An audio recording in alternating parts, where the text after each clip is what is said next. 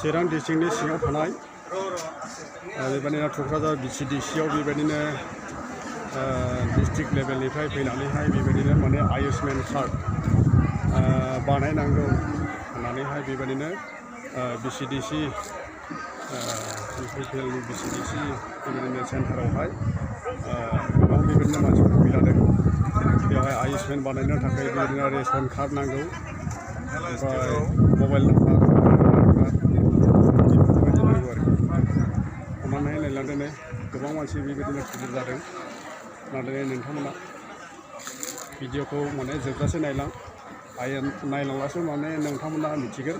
जायफोरनाखि माने आयुष्मान कार्डखौहाय बानायखांबाय बिसोरनो नांला, माने जायफोरनाखि बानायनांगौ बानायाखै बानायनो हागोन।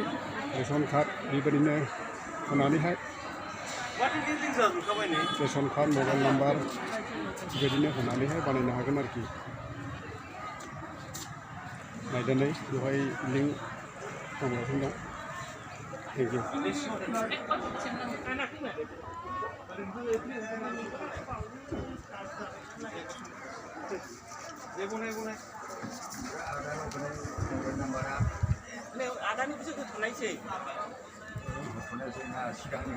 इउ।